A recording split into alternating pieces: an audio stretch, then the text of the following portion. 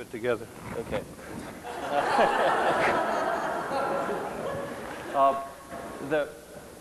The earliest involvement Lars had.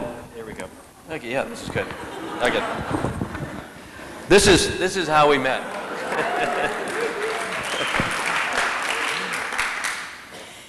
It was actually after a lecture I had given. This is partially true at Berkeley, and we were having dinner in my old apartment, which had not laid vacant for the 15 years that I hadn't been there. It turned into this fancy restaurant, Chez Panisse, up in Berkeley. And it was at that time that we first started to have a conversation, I think, that we continue to have for all these years. I don't know why I did this, except that I was so impressed with Lars and his words that I invited him to our first graduate thesis reviews way back, and then Lars has been a consistent critic for these very important events for SCI-Arc over the years. He also helped, I must say, enormously with the beginning days of the graduate program to bring a kind of seriousness and I must say a kind of theoretical stance to the program through his involvement. Which part do you want me to say here now, Lars? I don't want you to say that. Don't say this part. No. None of this? None of I'm going to that. say this part. Okay. Okay. Lars,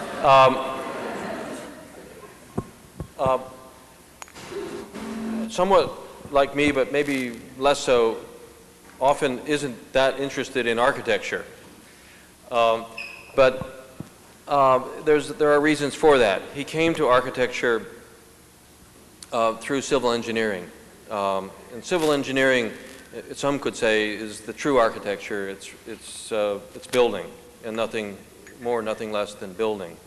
But in not being that interested in architecture, around the other side, Lars, of course, is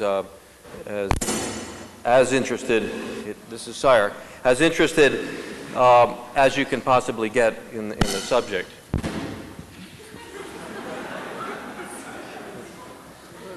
This is good. It's good. I like it. Lars didn't want me to talk about Berkeley and before SCI-Arc, but he was both a student there and at Harvard, and also taught there for many years. He was at SCI-Arc officially as the director of the academic program at BICO for 2 years, and then graduated and moved to Rice, where he's dean. And I must say, has done the most amazing job in transforming that program into an incredibly vital and alive program, a program that I know you've heard about and will hear more about. What I wanted to talk mostly about, though, was, and then end with something more interesting, was Lars' ability to put into words thoughts about architecture. And at a time when there is so much, and perhaps too much, writing about architecture, that might be, from my point of view, a funny thing to say, but Lars is one of the few people that I can read, that I can understand, and that has something really important to say. The two books that are the really seminal books that have been put on the table in the last 10 years by Lars, that I'm sure you know, Building the Unfinished, Architecture and Human Action, and the title speaks for itself, and the second one, Planned Assaults, No Family House, Love House, Texas Zero. Then there are a series of articles, in probably, I don't know, 50, 100 articles on architecture, some of the important ones, The End of the Architectural Promenade, Why Elephant Riddles Are Important to Designers, the Tableopolis, the Game of the City, a very recent one, Stim and Dross, Stim as in Stimulation, William Gibson, Mona Lisa in Overdrive, Dross, waste product of impurities formed on the surface of molten metal during smelting, worthless stuff as opposed to valuable or valued dregs. And then finally, What Nurses Do in Fires, mapping the recurrent behavior patterns of institutional buildings under fire. But as much as Lars is known for his words, he's known much less for, but should be, for the works he's done. And I'm especially impressed, and maybe we'll see some of this tonight, but probably not. These houses in Berkeley, 2 projects in Berlin, including a project that should have been built, the library, the American Library for Berlin, and then a series of furnitures. They are furnitures about furniture, furniture that we would love to have in our homes, and furniture that we can't help but having in our minds. Thank you, Lars, for coming here.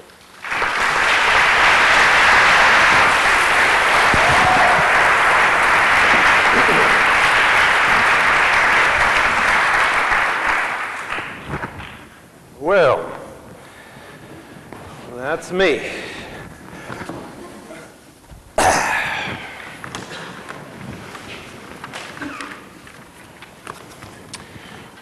It's awfully dark out there, and so I hope I will bring light to you, because I am mighty pleased to be here from the flat, huge expanses of Texas. It's really like coming, not home, I don't have a home, but it's like coming back to something that I am immensely fond of. And it's very, very happy, I'm very happy to see so many of my friends, students and colleagues to be here. And I hope I won't disappoint you, but there's always a risk, which is what makes it fun. The lecture tonight is called What Space? That'll become clear, maybe, in the process of this lecture. And I would like for you to turn on the slides right away.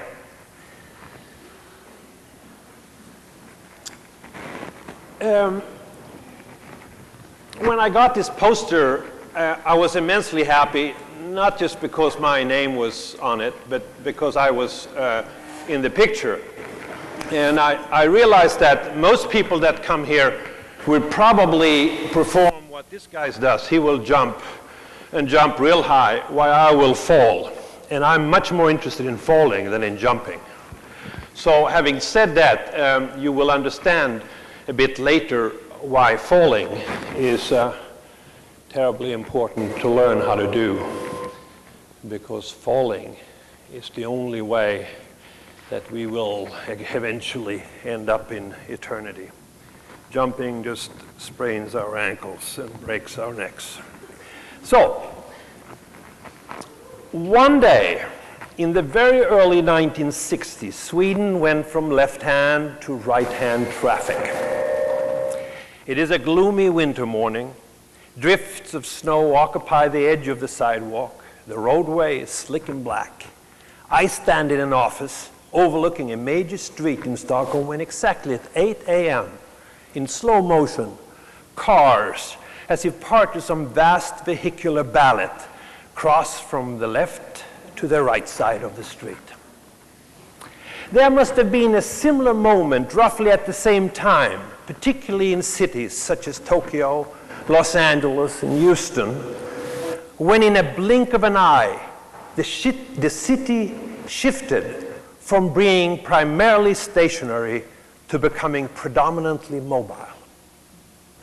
This was also the moment when architecture was finally and definitely totally absorbed by the metropolis. The absorption shifted the center of architecture away from being the primary building block of the city to fend for itself in the giant marketplace of the metropolis. Dramatized here, this shift from a city held in place by buildings to a metropolis dominated by movement had been long in the making. Some 30 years ago, Trebuchet, can we have the next slides, please? Made in his plan for Tangier a valiant attempt to bring architecture out of the block making to create an entire city in one single swoop. As Tafuri pointed out, this was the last gasp of architecture as the totalizing instrument making city culture. Numerous aspects conspired to undo the power of architecture of the city. On the object end, the migration of the physical substance of the city from the periphery of the block to its center, essentially from a perimeter block to a single-family house.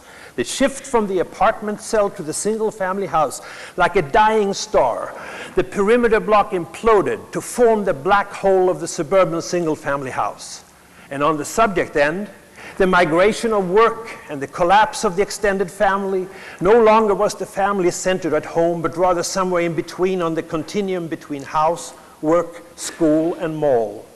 The shift from pedestrian movement to vehicular, the shift from the muscular to the electromechanical, a huge complex of socio-physical events seemingly dispersed, but actually running in parallel, resulting in the total reversal of the destiny of the city.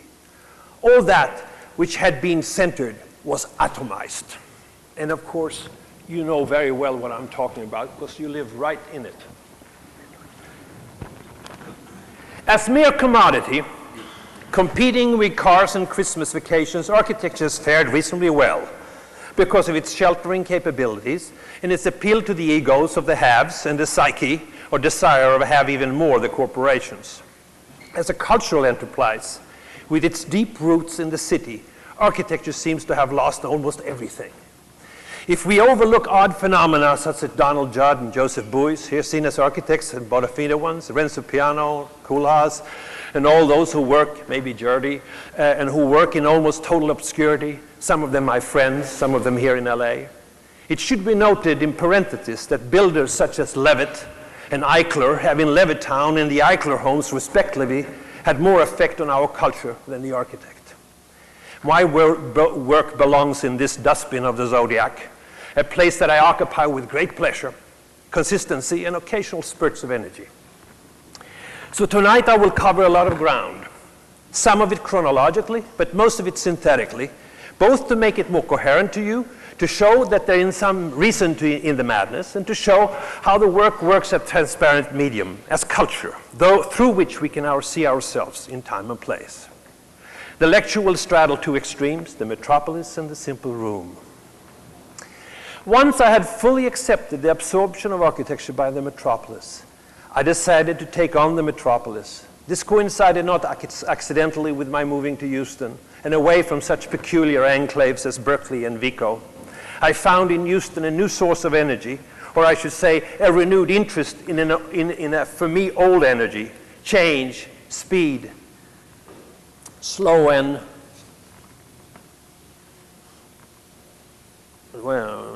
transformation, mutation, biology rather than physics, and motion rather than stasis. And here are some of my findings. I will actually stop reading now and do my runaround. I will go through a short version of Stim and Dross that you can read in one of those fancy Eastern magazines. And I don't know exactly why it ended up there, but I have not written there since and probably will not. It's there. I have better pictures here though, than I have in a magazine. It should be noted that the text from which the following fragments are drawn are written under the influence in what Salvador Dalí called a paranoid poetic method that suffers of and lives by seemingly inexhaustible enthusiasm. A text of this kind has to be read in parallel with texts such as Peter Plagian's critique of the English view of LA and Mike Davis's Quartz City. Because I'm not talking really about the truth. I'm talking about a sort of wild proposition. So why don't we switch to the next two slides. One of the things that was so striking to me about Houston was that looking out, and I live in a high-rise building, looking out over the city, realizing that there was absolutely nothing stable. Nothing on the plane is stationary. Everything is fluid, even the ground itself on which the billiard balls careen. The biovehicular, electrocommercial, socio-electronic, and up to ocular metropolis knows no steady state. And this, of course, is a tremendous challenge to architecture, that through its stasis, to its fixed smile capability or quality, sits there for centuries, presumably. And that's why the metropolis, with its speed, have overtaken architecture, and architecture has just become one of the many little things that go about in the metropolis. Next. And by the way, I will not attempt to help you, because all of you architects out there is no solution to this for you, actually. So there's really no, if you came to be helped, I cannot do it, because I don't have an answer. Just get lots of rich clients, that's all I can say. So, for me though, I took a slightly different path, thanks to my institutional involvement that paid my bills. And that allowed me actually to do this, because I also have a sugar daddy, everybody has. Now, this is not, by the way, what you think it is. This looks just like downtown. There's even a rainbow. But it's not. This is actually an office park for the oil companies. Because in the early 70s, there was a marvelous dispersion of Houston. And the Galleria was moved out here. All the commercial activities were literally lobotomized and sucked out of the city and placed out here. And what is left is the mere carcass. And now, of course, they're talking about revitalizing downtown. Good luck. Well, it is the energy capital of the world, so of course it's terribly important. Out of here, for example, most people who fly business class, which I don't do very often, realize that you have to sit next to smelly workers, because the smelly workers are drilling oil somewhere in Africa and coming home on first class to Houston, where, of course, everything is centered. No. It is amazingly electrical. It's amazingly alive. It's amazingly shifting, and nothing what you see is what it is. And that is some of one of the very nice things about this new world. Next. In fact, there is no real distinction between natural phenomena. This is an encounter of a third kind. We only have them in Houston. This is a Texan that went to Mars, I think, and he has not been seen. And then, of course, this is just a typical parking lot. But these natural phenomena, which it actually is, and these artificial phenomena actually look the same. And there is therefore becoming more and more clear that the distinction that we made between mind and body, between city and country, between civilization and wilderness, between nature and culture, is no longer viable. The binary culture is over. We have reached an age in which integration is the key. In other words, erase all borders. We are no longer architects. Next. A new visibility, a new field with emergence, unexpected mega shapes, newly apprehensible, but only at a vastly different scales of motion. In other words, in the old days, we had boulevards and plazas and all that junk that was essentially used for pedestrians to meet each other. Now we move at such speeds that new shape starts to appear. This becomes one shape. This is not a series of buildings. This is a mega shape. The freeway is a mega shape. The weather is a mega shape. Next. In these mega shapes, there is something fantastic in Houston that I love, which is the zoemic canopy, which is trees that grow all across the city. And when planners ask me what to do, I say plant a tree. That takes care of the major issues in Houston. And there's, of course, this mega shape, and the freeways, the weather, the entire downtown becomes one mega shape, a token for all Americans downtown. Next. The mega shape are complicated because you don't really of course, the downtown area you see when you are on the 28th floor like I am.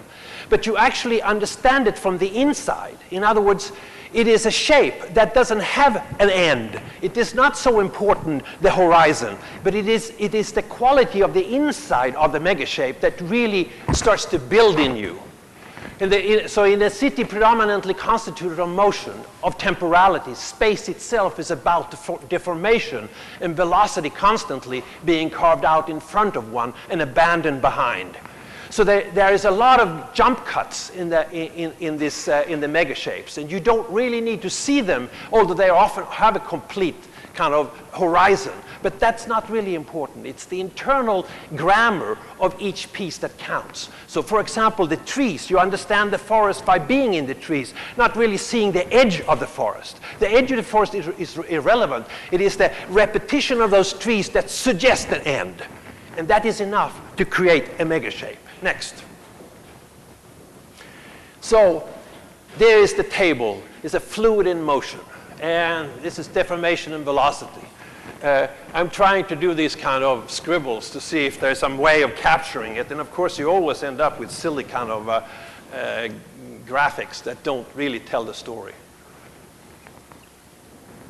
This should be green, but it's black and white. But this is the canopy, and the canopy is wonderful. It keeps you out of the sun. And if you're lucky when it rains, you can meet some water moccasins. Next. So the endless surfaces. And of course, this needs to be a little focus, although it doesn't need much focus. This is this is the suburban, which is sort of an H of a regular single-family house, not in Texas, of course, but in most other places. And there's you have bars, everything in the television, and is where you seduce your secretaries and your bosses or whatever, and your sisters and your brothers, and here's where all life takes place. And whenever you're on the run. The suburban takes you, and it's a marvelous machine, because when it rains, it comes up to here, and the suburban floats right through. And these are the endless surfaces. Next. So there are lots of phenomena. There are lots of interesting things that happens in a city that is not driven by architecture, where there are not perimeter blocks, where there are not plazas, where there are not boulevards, where there are not monuments at the end of the street. But it's a very strange kind of world. So a sudden glimpse, a distant bearing, a momentary stop on the eye's endless loop. Roadway, neighboring traffic, instruments, your passenger, the optic pouch explodes into the distance. This optic pouch, of course, is in contradistinction to the perspectival view. Explodes into the distance, instantly to envelop the mega shape of downtown, retrieving it for a short time storage, mapping onto the construction site of memory, only to cut the shape loose until the next recounter. Next. So the city must be seen as an organism, but as a deeply perplexing one, because it is simultaneously a machine, or rather a series of disconnected nanomachines running their own determined and reckless courses, the combined results of which we will never fathom. And the city is much more like parallel computing, in which doesn't quite work, because there's a lot of energy spent on things that don't quite work. Although lots of things obviously work. And there is where parallel computing becomes a very, very powerful demonstration of that, how little, or the agglomeration of many people and many machines can make fantastic creations. Next. This is my son drawing, which is quite nice. I just wanted to show that I have a son. Next. Next. So you're then driving in this field room, and you are inside, and you see nothing more than these pouches that kind of occasionally there's a break, and the pouch opens up, and you see the sky, and then suddenly you sail through, and you come out onto the freeway system, and lifting out of the ground, the freeway abandons its base to join ever so briefly the airspace. Helicopters join suburbans in the minor air show. Next. And the weather is absolutely astonishing in Houston. I mean, you have this sort of shake and bake, but we have weather, and weather is unbelievable, because Mexican air from the bay is very hot, and Canadian air is very cold, and they meet right over my house. And they raise hell. So suddenly, and of course it's an old swamp, so it becomes oceanic. And suddenly there's a downpour, and well, we'll see those cars later. But then there's strange layering. So there are the trees making little columns like that. Then there are the high-rise towers with weather that creates another one. So there are emergent structures that become sort of megastructures that come fleetingly and last for only a couple of minutes. But they help you understand and grapple and get a handle on the city. Next. Dominated by the motion, time, and event, all components of this complex hide an essential vulnerability. Trees die, cars and markets crash, and the air slowly kills. These cars will be sold about a year later. They all have a funny smell, and they all be fairly cheap. But this happens every year. Next. And then there, of course, there are holes. What I call the holy plain. It has nothing to do with Jesus. It has a lot to do with real estate, which might be the same. I'm not quite sure. Preparation and promise. The prefiguration of the metropolis. Big signs. Holy space soon to be filled. The clean slate, the city floor, the weather system, and the facsimiles of what's to come, or what could be. The Warwick Hotel at the edge of Herman Park. Next. Promises, promises, promises. And then the enclaves. This is my little university. Charming little university, and I work right there. And we have lively little students, and they walk on the quad, and isolated completely from the world without. Physical prowess, power in numbers, rent-a-cops, walls, gates, distance, electronics, guard dogs, lot size, borders, railroad or freeway barriers, and entire physics of enclavism. And guns, lots of guns. Guns and gas drives the metropolis. And there is how we protect ourselves, as if nothing happened. And in these enclaves, in these cul-de-sacs, little lives are played out that are not very much related to the surrounding. Problematic it is, but also a nurturing device that allows people, if very particularly since what we have done, we have opened the gate and allowed the city to come in, you can get some very interesting interaction. And there is where Houston is at its best, because it gets the enclaves going, and all this kind of Mittellandschaft, the middle landscape, is where the real frontier is. It's not outside anymore. It's really inside this, in this band between the former downtown and some of these enclaves. So the medical center is right next to us. Next. I want to show you some precedents. We have them in Texas, a lot of them, even some dead ones. So this is navigational space, forever emerging, never exactly the same. Liquid rather than solid, approximate rather than precise, visual, but also visceral in that it's felt by the entire body. Yes, next. Depth and height, the oil gusher transfigured and petrified in the Priarpic Tower, the emptying of the earth and the filling of the sky. There you see the consequence. This is the Transco Tower, one of the sort of maypoles of Houston. Next. Medical center. Once the big bust in the early 80s happened in Houston, when the oil prices went south, really south, there was a tremendous, lots of people went broke, and it was quite terrible. Of course, Texans are tough. And those who were not Texans, they left for California. But nevertheless, in this period since then, a total change of the economy has taken place. It's become it's no longer like Seattle with one industry, and although there are Microsoft too, I guess, in Seattle, two industries. There are now many industries. One of the biggest one is the medical center. An arsenal of air and ground vehicles, elevators, stretchers, deliver the medical body. The ecology of prevention, care and intervention operates on world time, 24 hours a day, 7 days a week. This is just like Las Vegas, actually, because it goes for 24 hours a day and it's always a gamble.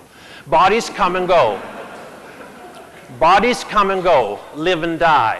Free parking at the first visit, brain scan, bone scan, MRI, PSA, hopes, illusions, and then the eternal wait. Statistics versus self.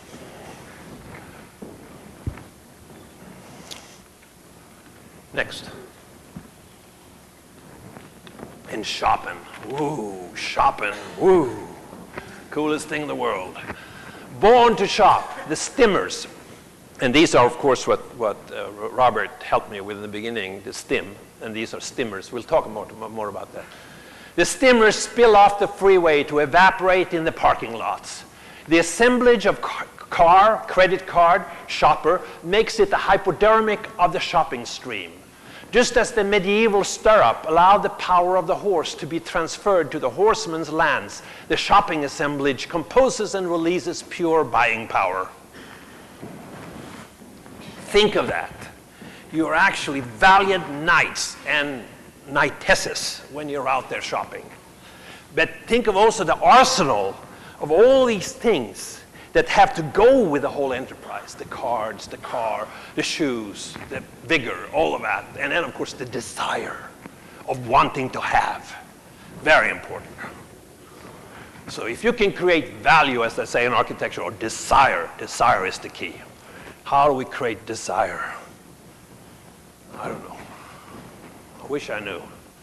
I just have it. Next. Hour, day or night, the stimmer's time is always now. And as place, the mole is a feverish monad, held up by its intoxicating inside only. The lesson here, I think, is that there are no longer any outsides. Everything is inside. Therefore, of course, the importance of architecture as we have understood it, which is this, is no longer there. Because we're always inside, even when we're outside. Next. Weather. And I'm talking weather here. Although there should be, I guess it's coming from the left to right. It's coming from Mexico and going towards Canada. And you can see how this becomes nicely disappears. And it gets very wet. Next. Yet the flow encourages. The speed comforts. The ride heals. The chorus of the multitude of familiar stims form a signifying beat, tapping gently on the rider's visual domain, the optic pouch. Next. Next. The great suburban escape. Come deed restrictions, restricted numbers of sewer hookups, zoning, alarms, and the armaments. 100,400 registered guns. Guns and gas are the propellant of the metropolis. I'm repeating myself. I'm getting old. I'm sorry. But it can be said twice, I think. Next. That's actually Los Angeles freeway, but I hope you don't mind. Not everything I'm saying is true. Pools of cooled air dot the plain.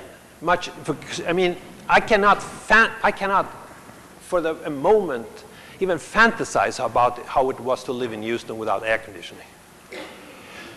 Air conditioning is clearly one of the most important inventions in the world. I love it. And I used to complain about it being too cold inside. Then you become an addict. You say 60, 50, how about 40 degrees? 40 degrees. Let's have 40 degrees. And you struggle for the coolest place in the building. And you learn that buildings are weird because it's not cold everywhere. So you can see people huddle in the coldest spot and shaking and shivering and say, oh, when will it ever change? Huh? So precariously pinned in place by machines and human events, these become points of stimulation, stims, on this otherwise rough but uninflected hide, populated only by the dross, the ignored, undervalued, unfortunate economic residues of the metropolitan machine. So I'm making a distinction here between stim and dross. Stims are the times when the light is turned on and everybody's boogieing. And then it's turned off and it's dead and it returns. returns back to the dross. And that is something that is also devastating for architecture, because architecture is supposed to be there 24 hours a day. You were supposed to see buildings at 3 o'clock in the morning. I remember being in Italian hill towns, and you had to see buildings, late at night and in the morning, because they were always fantastic and stoic. Nobody cares about it anymore. When is the party on, and when is it finished? Am I too late? The stim is therefore the driving force of the metropolis, because everybody knows that eventually everything will turn back to dross, to nothingness, to unimportant things, to mere dross. Next. When toggled on, the stim's shimmering lights attract its participants like moths sucked out of the darkness of the city. They're having a great time over there. Fried chickens all day and night. Next. So here we go. Stim as in stimulation. Stimme in voice, in German. Stimmung is ambience. You've heard probably about Stimmung. There are lots of German students at SCI-Arc. You heard that. Dross, waste product of impurities formed on the surface of molten metal during smelting. Worthless stuff as opposed to valuables or value. Dregs. So I'm making this binary suggestion and ending up in that paper suggesting that that's completely wrong. You cannot you cannot have stim without dross. In fact, it's stim dross, this peculiar in-between that really drives the whole machinery. It's really the in-between that counts. So there is not yet a real definition on the metropolis, because we have made a huge mistake in looking at our cities like Los Angeles. I mean, in some way the Brit, what's his name, not in some way, Dr. Banham did a beautiful job, of course, although it was completely wacko at the same time. But clearly, he saw that one cannot look at cities like Los Angeles or Houston and Tokyo, Taipei, Kuala Lumpur, the Ruhrgebiet, the Randstad in Holland, with these eyes of the European city. You have to invent a completely new language to read these cities, because they're not foolish places, they're crazy places, they're lively places, and they're ours. Therefore, we must understand them. We must, in a sense, learn to love them and become part of it, and part of understanding their values. And so this is a kind of, first attempt on my part to try to grapple with this essentially unlovable, it's a city that's hard to love. Next.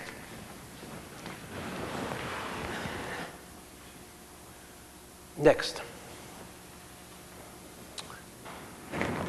And it's people like Smithson, the Smithsons too, but this other English, the American Smithson, that are terribly important in this process, I think. Passaic, he talks about New Jersey, seems full of holes compared to New York City, which seems tightly packed and solid, and these holes are the monumental vacancies that define, without trying, the memory traces of an abandoned set of futures, which is absolutely astonishingly beautiful.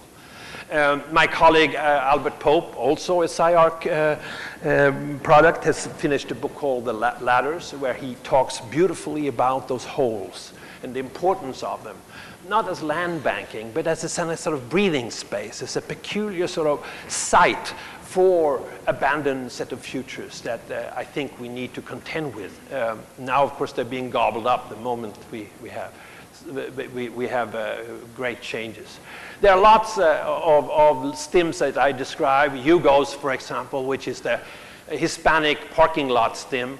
A bunch of Mexican guys drive in on a parking lot and open their lids with a little light shining. They turn on a cumbia, they drink some beer, and it's going on for a couple of minutes, for half an hour, for an hour, and then it cuts down. There's a cocktail party over there with rich people eating peeled shrimp, so all of that, the card game, all of these things, these social, these social units that are full of life, that make the metropolis and that kind of criticizes all this architectural nonsense that we've hung on to for so long, and requires a complete rethinking about the role of architecture on a much larger scale. And that's something that is for the next generation to solve. I've tried my best, but I haven't succeeded. Next. And it's obviously not one person's that can do that. So the neglect of any of its interlocked system may, despite the multitudes of checks, locks, gates, and balances, threatens its existence. The age of integration has come to call. In other words, the way that we have separated architecture from the city, from life, has been disastrous. It literally has killed it. And unless we integrate it in some deep and profound way, it will just be one of the many activities that go on. But it will not be terribly significant or terribly interesting. Maybe significant is not so important, but to be terribly interesting. Because it's all a sort of exaltation of egos and has nothing to do with us as a democracy. This is a democracy at work, with all its oddities, all its awful things happening. But this is what architecture ought to address, and we have failed. Next. So, now I will take you for a completely different trip. That's sort of a return to past sins, or mine, not yours, although some of you have suffered because of them. And you can blame me. I'm getting out of town on Friday, so. This is what I call the time of resistance. As a young immigrant, just off the airplane, one of the things that hit me was suburbia. I could not even fantasize about what that was. But suburbia really took me for a ride. And I spent, 10, 15 years worrying about suburbia. And then finally I'm living there. I know why I hated it so much. Next. Nevertheless, it is a most peculiar, interesting, fascinating place to be because it has so many odd things going on. I've said this so many times that it's not funny anymore.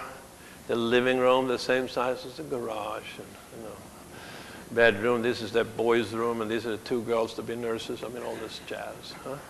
This is the disciplinary mechanism. That was Foucault showed up in Berkeley and took me for a ride, and I realized that this is a disciplinary mechanism that is essential in creating who we are, and it still is. Thank God there are some changes, and some radical changes, I think. Let's face it, in graduate schools or in schools today like ours, 40% are women, 50% are women. That is a fantastic change, and that is going to have a radical, radical change in the future, which is, I'm certainly looking forward to that. It'll be interesting. But I will luckily be in my wheelchair by then. Next. These kinds of things fascinated me for years. This is selling air conditioning at the same time as they clandestinely are selling what we're supposed to be. This is the kitchen engineer, polishing the glasses. That's Daddy. And look here at this smile. Little girl growing up to be like that, And this is selling washing machines. And to say that we live in a free society, I mean, it's so hysterical. It's absolutely ridiculous. This is, if this was done in Russia, you would say, oh, this is propaganda. This is definitely propaganda. Of course it's propaganda. Yes, it is propaganda. And we have suffered from it.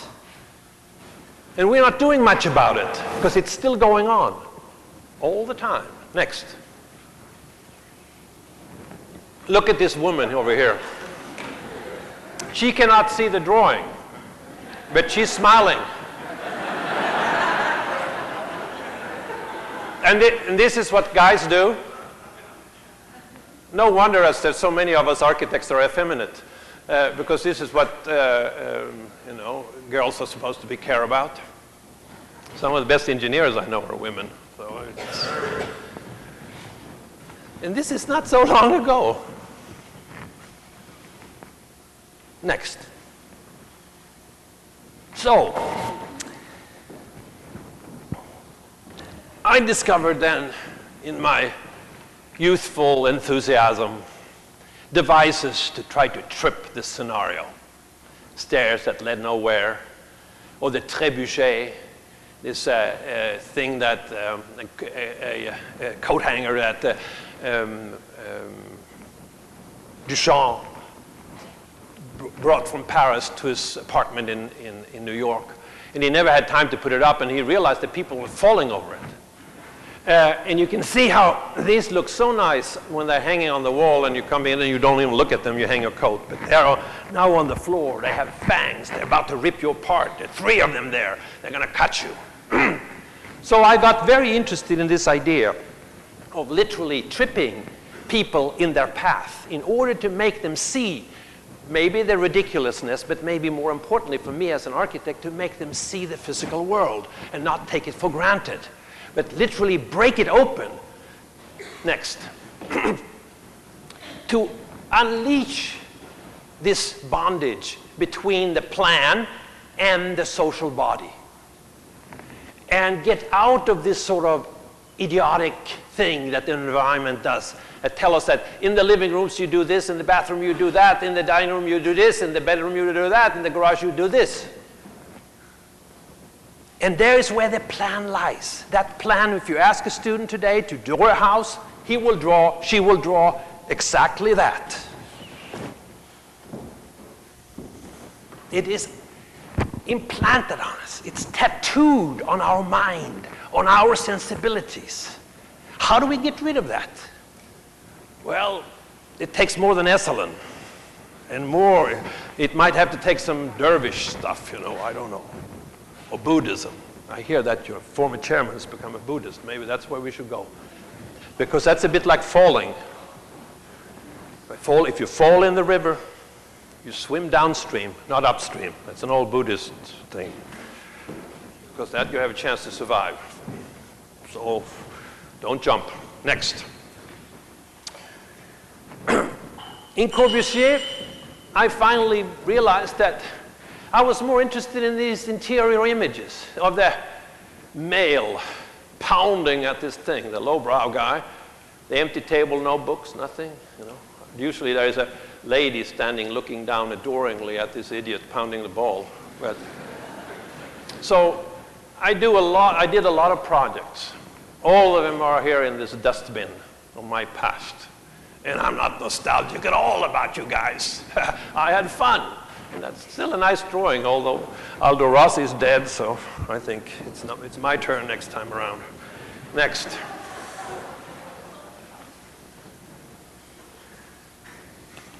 So this little house called a no-family house, which was intended for a family, but the family had to repair it because it had handrails that were liberated, showed up in the ceiling, running around, a window that the children could look at their parents in the bedroom, a stair that led nowhere, doors that were useless because you could go right by them without using them.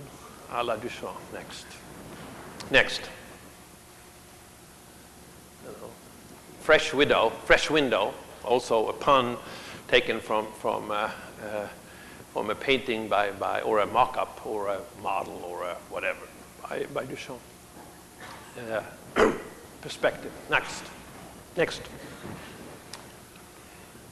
The book house, a house that I did for somebody that didn't eventually like it and got the Mario Botta library instead.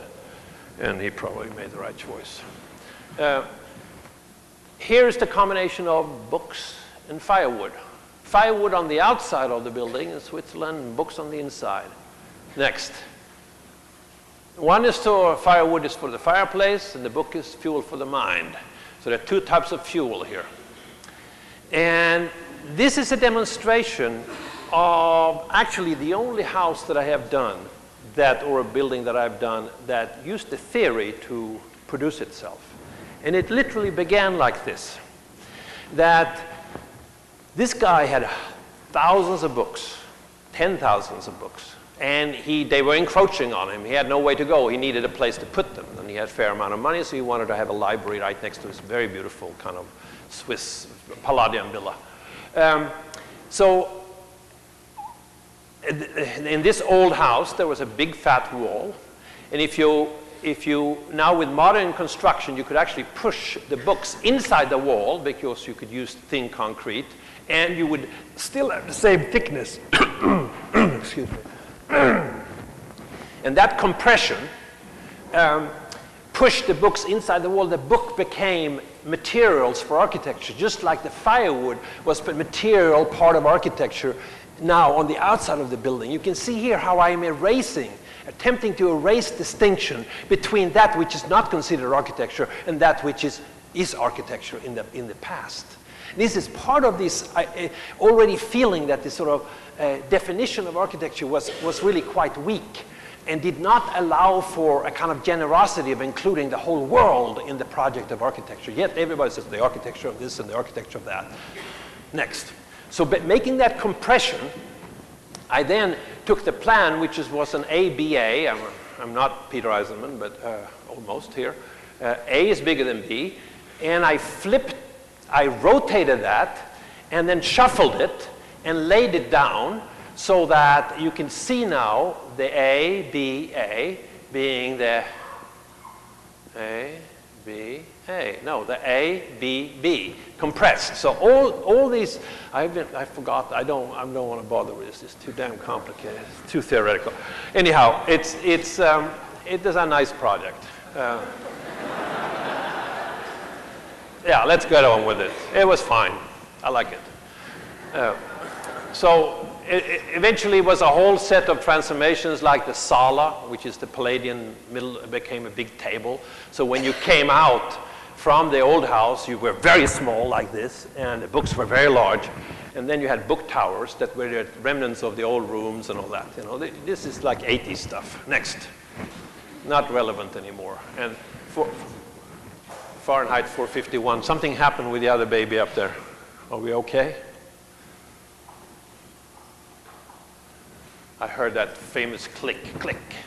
So Fahrenheit 451 is somehow in here, and I didn't know quite how to fit it in, but so I just put it in, and that's why it screwed up. You should never do that, but nevertheless, Fahrenheit 451 is a cool movie, and they are burning lots of books. Do you have any questions? Is that the last? Okay, can we switch both of them at the same time? We'll see where we are. We had a little technical problem up there. Boy, it's warm here, huh? It's no air conditioning, 40 degrees here. Well, I'm hot, so that's all right. So let me see if I can, oh, you put your finger on my slides. This whole era of resistance was at the same time a deliberate attempt to involve movement. Because as many of you know, no, that was fine. No, that was right, actually. Can you just change this? I'm tired of this one. We'll see if we can find a new one. Okay, now we're going to have a new project, and that we need something there for that. Anyhow, this era then was involved in attempting to literally get architecture to move. And I also, of course, was extremely tired of the problems. Oh my gosh, we're really up front again.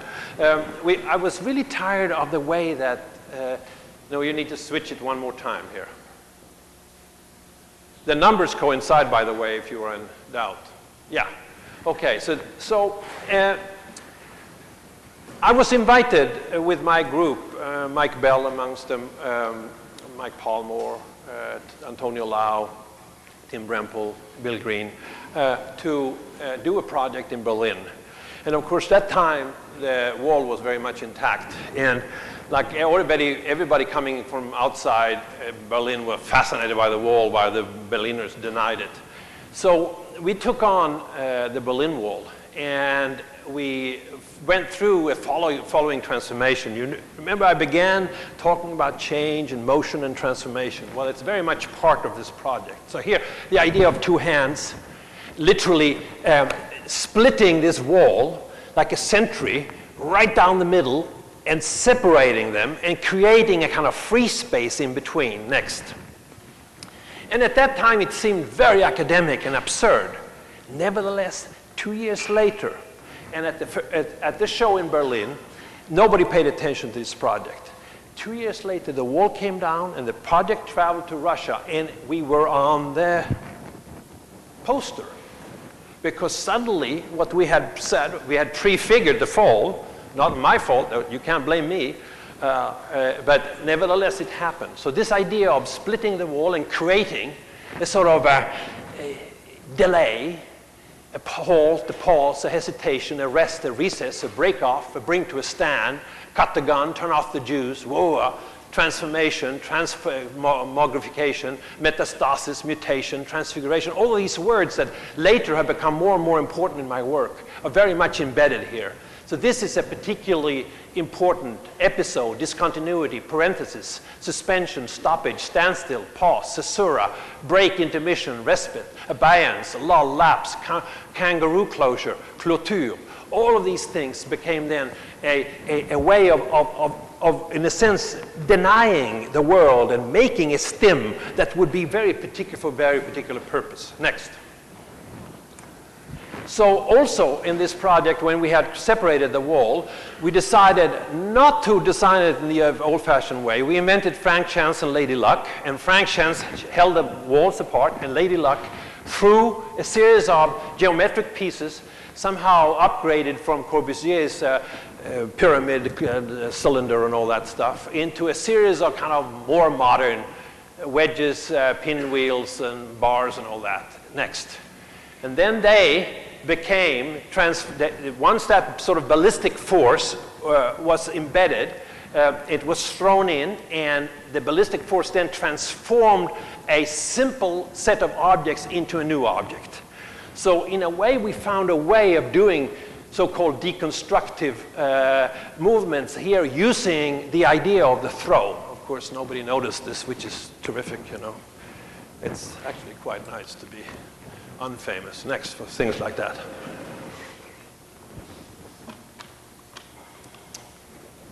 This was the same time that Bernard Tschumi painted all his stuff red. These are all follies, but they don't all look the same. For a simple reason: this was Mike Bell, this was myself, that was myself, this was Tim Rempel, this was myself, this was Mike Palmore, this was Antonio Lau. We worked together in that same world. We created kind of a little village, but we all allowed ourselves to play out our desires.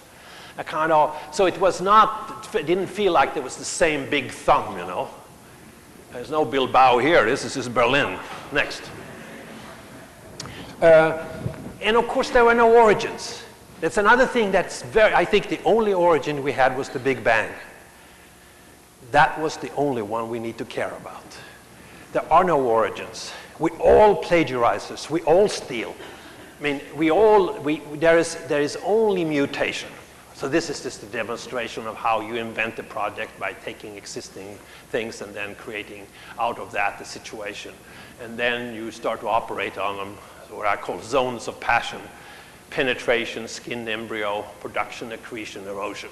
These were ways of finding in architecture a way of making a sort of a built-in movement. And of course, you always end up with a fixed smile, with a finished project sitting there like an idiot.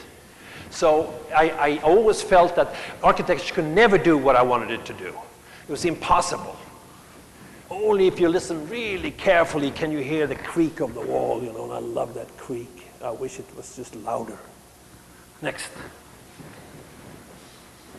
So these are the guys that marched into this. This is the prefiguration of the Nazi world. So I was very interested in feet. Lately, I've been very interested in hands. Next. But that's the Architectural Promenade. So here's another project where in earthquake country in San Francisco. I lived, of course, for 20 years, and we had that famous earthquake up there, and it scared the hell out of us. And I decided to return to engineering and make an earthquake-safe building, in which essentially a rather sophisticated set of engineering structures were laid on the building. And all of this was connected with smart skins to a microcomputer, and then once the earthquake hit, you would tie it down before if you knew that it was coming, and then it will play music, so the buildings would sing. So people would come to San Francisco listening to the buildings singing in the earthquake. And of course, so much for that. Next. But I took it very seriously, and this is actually, if you know a little engineering, you see that the tensions up here are smaller than down here. That's why they're more horizontal, because they move in this direction and in that direction. In fact, the weakest connection is in this direction. But there I had a bunch of bones in there. I took care of this. So here is the tie down, and this is there's a guy in engineering at Berkeley called Popoff that invented that came up with asymmetrical loading, which is fantastic because it absorbs all the energy in here. And then there are all kinds of devices here. This was really inspired by Brazil, when De Niro comes in and connects things around, and you get the sewage in the suits of these guys. You remember that movie? So this is how it has all kinds of wonderful technologies here. Next. Probably a reasonably expensive building. And that's the independent beam, the lateral brace gate. Next. Then there's Texas Zero. I got a client that actually was very unhappy with her family, particularly her husband. And she was quite wealthy, and she wanted to have a house for herself. So I designed this house for her. She eventually didn't build a house, of course, but divorced her husband instead, which is probably a smarter move. Not cheaper, but smarter. This is a kind of, again, one of those attempts to not begin from scratch, but actually taking things that you find in Texas, like the corner store or the store on the boardwalk that's now leaning sort of dangerously, and leaning become very important. Leaning fireplaces is very important to me because it sort of reveals the gravity. That's my engineers in me. And then a kind of two houses in the back here. One is the bathroom, one is the kitchen, and then a big room, and then a sleeping porch for her, and on the other side a porch, almost completely symmetrical, almost. Next. And in this, next, I began to develop or be more and more interested in furniture and in the interior. So this is the hang-from closet, the lean-to, or the leaning fireplaces, one in compression, one in tension, and the last supper table, because she would never cook again. Next. And in that, a series of furniture. This project then went on. All my projects never stop. I could easily start up any of these things again. They're never finished. They always go on. Since they never get built, what am I going to do? So here were a series of devices. This was the which-way mirror. So when you went out of the bathroom and a person in the other bathroom came out at the same time, you would have their torso and your legs. And when you walk here, you would have your upper body and their legs. So this is sort of home psychiatry of the cheapest kind. And then the sofa bed, you don't really know whether it's a sofa or a bed, so if you're trying to seduce someone, it's kind of tricky. And then the which-way chair, where you can look in opposite direction, yet have an intimate sort of CIA conversation. And then the last supper table. They're all in here. Next. And here, that's the working. There are lots of eggs spilled on this table. And she also did not want to have a kitchen or bathroom visible. So these are actually walls that you can remove. And she could invite guests and say, well, I'm sorry, I don't have a bathroom, so you have to go away, or I'm not cooking anymore. So that brought back something that was very impressive to me. In 1910, there was a women's group that actually were proposing houses without kitchens, and that has always stuck with me. So this was a kind of demonstration of that. Next. The furniture, some of the furniture I began with was actually taking existing furniture and kind of screwing with it, you know, working on it. So this, for example, these are 2 chairs, and I cut out 2 legs and made 1 chair out of it, and that's the leaning fireplace again. Next. Or this one, it's actually a table that we painted in Phil Goston, I think, was inspired here. We did a lot of this sort of thing that you, there's a woman that did all these books on marbleizing, and we read those books very, very fast, and then kind of tried to marbleize, you know. Next, so we've gone through everything, and now I'm working with my partner Sohaila Farouki on this, who's a painter and also been involved in this. This is one maybe of the best demonstration of no origins, or taking, in this case, the Ritwell chair, the highbrow chair, and the lowbrow, you know, vernacular chair, and then mixing them up, rotating just the way that what Marx did with Engels, or Marx did with Hegel. He said, once I walked in the room and there was Hegel on his head. So we took Ritwell and put it on his shoulder. This baby died. No, it's right there. Anyhow, these are the shoulders, right there. And then we wrapped it in an Adirondack, and here is the chair. And it's actually quite nice. The nice thing is that you can mint juleps here, but you can't have that on that highbrow chair. So see, that's if you mix then intellectuals with simple folk, you have a wonderful combination. That's the social lesson here. Next. You just have to tilt a little, which is probably good for your necks by now. This is all manners of sitting. This is a chair that we're still working on. We're now working in various ways on it, but you will see. Next. So mobile furniture, what I call vehicular furniture, become very important because everything wants to change. Everyone wants to be flexible. And I also want to make furniture democratic, so you don't have to be a muscle man to move things, but everybody can move everything, even children. And that, to me, is absolutely essential.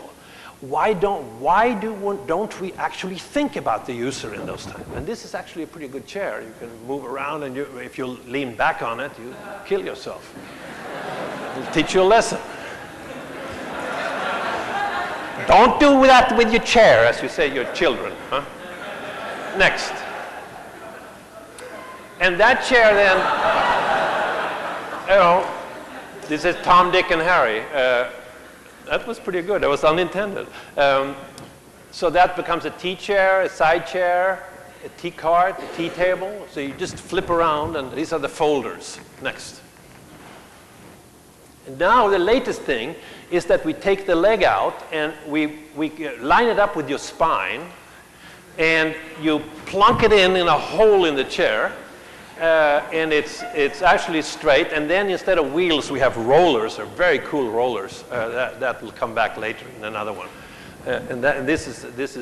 These are aluminum and steel, and this is plastic actually, and it runs up your sort of side behind, and it makes you feel terrific, I think. Next. See, I got punished immediately. This is a lean-to closet. That when you open it, it actually swings out and it delivers your socks. Notice the wheel, notice the little handles up there. Next. Here it is, those are the wheels. Next. And then, of course, when you die, you can just slip into this box and you can be moved out.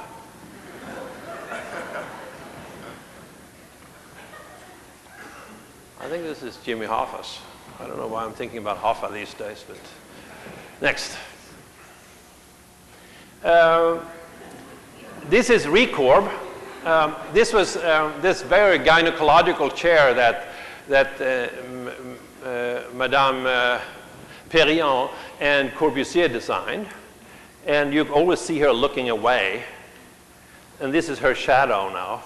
And this is actually not quite as gynecological, a little more stretched out, and then combined with a wheelbarrow, so that if you fall asleep, your wife or your husband, just in case, just to make everything a little livelier. Next. Next. This is Watt space. Watt space is a kind of fortuitous combination of lots of things. It's sort of my entire professional life wrapped into one single statement. We were asked by the Menil Foundation in Houston to show our work, which we will do a year from now. And it was a tremendous, of course, thing for us. I'm still bowled over by it, and it's we're going to displace the surrealist for about 4 or 5 weeks, which is quite nice. And the Menil Foundation, of course, is in the Renzo Piano designed a beautiful building. And Watt space is a peculiar state of mind that really emerged out of reading Samuel Beckett's Watt, which is a description of a rather sort of bandy-legged, as he's described, unfortunate sort of manservant named Watt, W-A-T-T, and he serves a man named Knott, spelled K-N-O-T-T. The show is called What Not, W-H-A-T, play on words which I love. And this Beckett describes in absolutely mind-numbing repetition. For example, a set of furniture in a room of knots that, for example, the table is on its face by the window, and the bed is on its back by the wall, and goes through a fortnight in which all of these things move around. And that have really struck me, that so many things that we do in everyday life is precisely those mind-numbing repetitions. And I'm interested in this show. We know making a space, and this is sort of a facsimile of it, in which you come in and the walls are moving up and down very slowly, and the windows are closing and doors are closing very kind of automatically. And then you, the audience, are allowed to move around all this furniture and sit in it, lay in it, which is unheard of in museums, and Menil have agreed to it. So it's going to be quite nice, I think. Next. This particular Watt space, then, is to me a kind of, as I said, a state of mind. It is like all my projects somehow fit in here. And it's been loosened, it's been cut loose from itself, and it's free, it's liberating, it's funny. I think one of the disasters with modern design is that it's not funny anymore. Why aren't we laughing? It's proven that if we laugh, we feel better, we live longer. So why can't we have fun? Why does it have to be so serious? All these jumpers that come here are very serious. And here is the bedroom, and here is, they will do all this, go through this very serious business. And ultimately, life-denying. I want to laugh at least 400 times a day. More than I chew, okay? Next. This solid and tasteful furniture was subjected by Mr. Knott. Please don't move it, I'll be seasick. Frequent changes of position, both absolute and relative. Both absolute and relative. I love it. Thus, it was not rare to find on the Sunday the tall boy on its feet by the fire, the dressing table on its head by the bed, and the nightstool on its face by the door, and the wash hand stand on its back by the window. And on the Monday, the tall boy on its back by the bed, and the dressing table on its face by the door, and the nightstool on its back by the window, and the wash hand stand on its feet by the fire. And on the Tuesday, etc., until, Wednesday week, the tall boy on its feet by the door. And by then, the reader is like, so... This was coincidental, by the way, which you never know about these things. The only thing that I haven't done yet is these remind me to talk about the tuck-ins. The tucks are things that fit behind and under furniture. I'm working on those. Next. So it goes on, look, it goes on for pages and pages. Or the corners also, to mention only the corners also, were seldom vacant. Huh? For the corners also, to mention only the corners also, were seldom vacant. So here we go, next. So we continue working on this thing, and this is the sort of some of the ideas, the waisted recliner. The older you get, the bigger waist you get, so that sort of comes into the picture. Next. Next. And having kids, you know, Mickey, of course, and then all this sort of stuff going on, the ghosts and all that, Halloween coming up, by the way. Next. Now we need to change the slides. So the process here is to never really finish anything, to always, and this is the latest version, and them wheels there actually roll, and this is now a light structure. Most of the other stuff is too heavy, so we're working with an aluminum here and no fabric, etc. Next. Is not landing. Next. Next. You're getting unruly. I better speed up here. So this is actually something that I learned about here in Los Angeles. Next. This is one of those cars that have its ass raised, you know, that goes up and down, which I love those. And so this is a pretty cool table. And this, if you have a drink, it falls off, so you have to drink it all the time. Next. And this is another one. I wanted to do furniture that wasn't precise. One of the problems I've always had in architecture is that precision is so dominating. And I would like to be able to do something that is not, it's not sloppy, but it's not precise. It's more open, it's more flexible, more giving. Instead of this anal retentive sort of, well, it has to be exactly like that, and all the stuff that architects go through. It's so tiresome. Next. So here, this is an L, for obvious reason. You lift it, you kick in the 2x4, and then you put in the sausage. And it's actually quite,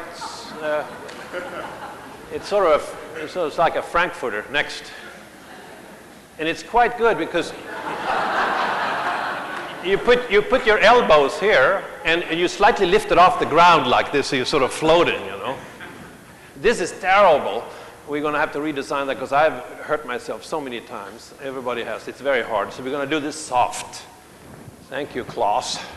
Next. This is the most complicated piece we've done. It's called O'Meldon's Cube and Root. And this is, again, try to make a world in which you get all these funny things going on that drives you crazy, and it also kind of animates you. So you become, this is an episode in the Kulturkampf, said Mr. O'Meldon. Mr. Knackable kicks, Lewitt looks, Mr. McStern opens, and Mr. Fitzwine inserts. There are three pieces here: the shoe tree, the stiff shirt, and the pant closet called the kick open. And this actually pushes right through the other one. Next. You'll see that in a couple of seconds. So this is the stiff shirt with shirt storage, and this is the working on the storage for shoes here, the shoe tree. Next. And here, pants, shirt. So it's a kind of existence minimum closet. You only have pants, shirt, and shoes. This is in reaction to all those families that have 600 miles of closets with 14,000 shoes and 6,000 dresses and 8 cars in the garage, the kinds of stuff that architects do. So this is a reaction to that. So you only have space for about 3 pairs of pants, 14 shirts, and 4 shoes, or 8 shoes, pair of shoes. Next. So here it's kick open. You kick that open, and lo and behold, next, your plants fly out. You see? So this is this boom, like that. The connection then, so you know what you're doing. Okay, it's my pants now. So you kick it open, and there you are. Huh? Next. And then there's shirts coming out. Say, here we are. Which one do you want today? Pink or blue? And you can open that with your toe or with your hand. Next. And you can also peek at your shirts. Right through this tube, because there's also light. So it's a lamp at night, and there is the shoe tree. Timber, boom, and then 1, 2, all there. Next. Next.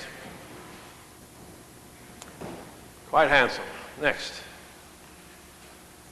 I've gotten more and more interested in balls and all kinds of devices, like bowling balls and footballs. I'm working on a table for footballs. Next.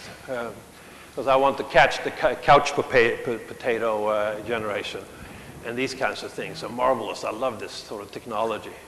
And I don't know much about it, but I like it. Next. Bowling pins. And then in this kind of stuff, it doesn't look like a Californian. I think he's a Texan. Next. And this stuff, I love this stuff. They're impossible to close, and they always hurt you. They strike back, and they jump at you. They jump at you. We're actually doing a rather extensive CD with all this stuff moving, so that'll be a lot of fun. Next. So here is their bowling table. It's called the floor mouse, and it's a combination. It's all of this. You see, you have so many things going on. It's the mouse in there, and the surfboard, the skateboard, all of these things. The pallet with this hole, and you can actually move that thing. You have to bend over, which is kind of nice, and you move it. You move in the drinks, And when you lift this thing fall out. So you can hang it on the wall like the shakers. And this is a very handsome little T that comes directly drawn from the ironing board. Next. And this is Cebrano wood on this. This view core, I'm working with some good wood here. Next. This is a tall boy, and that's going through a series of changes too. That this is not, I'm not so fond of this particular prototype, but I'm working on it now. Next, we're doing a series of changes for it. It has now handle holes all over it. It's a little sort of threatening in the sort of Fahrenheit 51. It's grabbing at the books. And then I have found a wonderful veneer that is walnut, actually, that has been eaten by larvae that go in this direction. So I have that on the outside and then intact. So I'm working now with new kinds of woods. Next. All right. All right. Next. Oop. And we're trying to do this form Z, ball plopping. We'll plop 1 ball, 2 balls, 3 balls, and we'll make new tables out of it. And we'll put footballs in the hole. They fit very nicely. They look very nice. Next. Next. So here is the whole gaggle of things. Next. Next. This is sort of where I am now, that all these mutations are actually interrelated. They're all somehow cross-connected and cross-fertilized. So it's like a whole flock of critters, friendly critters, that will somehow make you see things that you might not see otherwise. And that's so the attempt here is to still, in some sense, to awaken and to be maybe didactic in some way. And this is the plan for some of these things. Next. I have another project that has become which is another tangent that connects back to the original idea of working on things that are given to us or that we are bought, that we buy, that actually make us take over them. This sort of idea is, I think, very powerful in a mass society where there are so many products that are produced that are so kind of boring and uninteresting, and that you can actually attack them and work on them. That's the ready-made theory kind of expanded.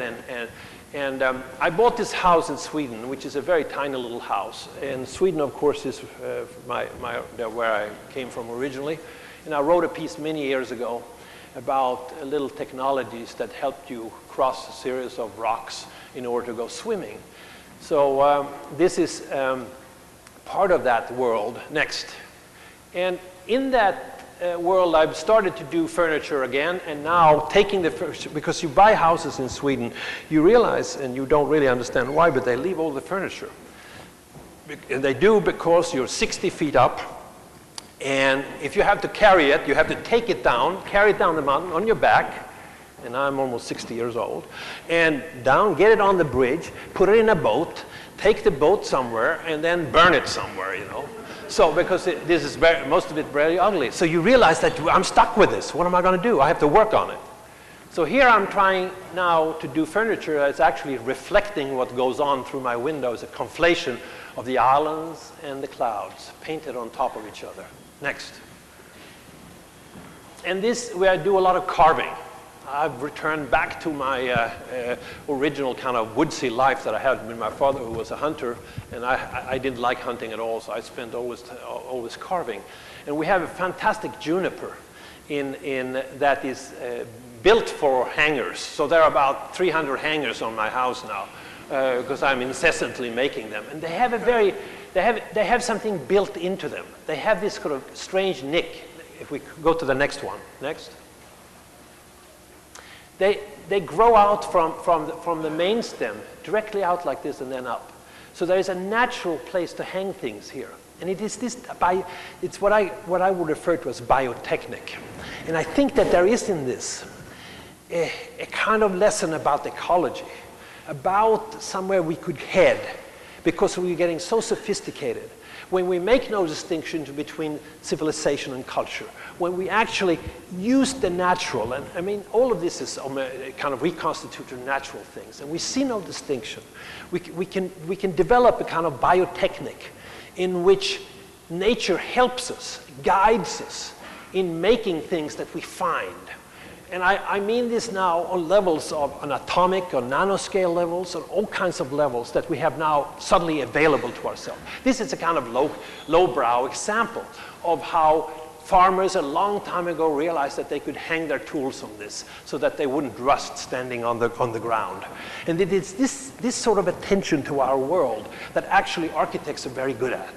And in that lies, I think, a tremendous future in terms of expanding what we do, in being more inclusive and less less rejecting of so many things around us. So I think that the biotechnical orientation is something that emerges out of biology rather than physics. Next. This is folk furniture from the 60s. Absolutely not. It's just terrible furniture. I had a lousy saw. I lobotomized it and cut the hand hole out and made it larger because it's never going to move. There's no use to move this. And now made it belong and painted it battle gray. And it's a nice chair suddenly. And it's mine. Next. So we've come to the end. And now we have to jump into the future. And hopefully, one or two of you will take the same path I did and take you to some wonderful places I haven't been. I certainly enjoyed being here, and you've been very brave, and you've been charming and smiling at me and forgiven me for my sins. And it's been very nice. Thank you very much.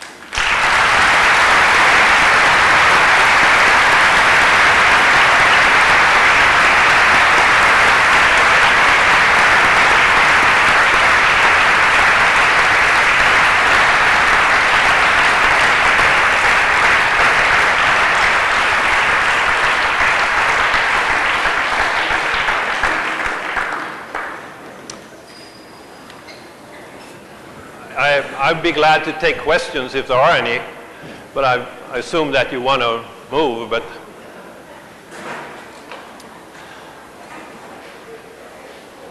Yes? I was interested in pursuing your idea of mobility in the city, and I wonder if you might have an opinion of a building that was recently built here for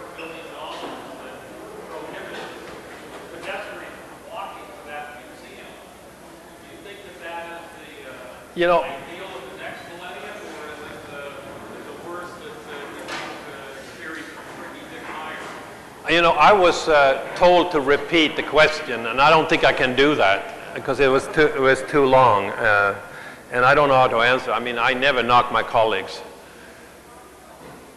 so I don't know what to say about that. We have to have shorter questions if we're going to do this, but I mean, it's fine. It's over. Finished.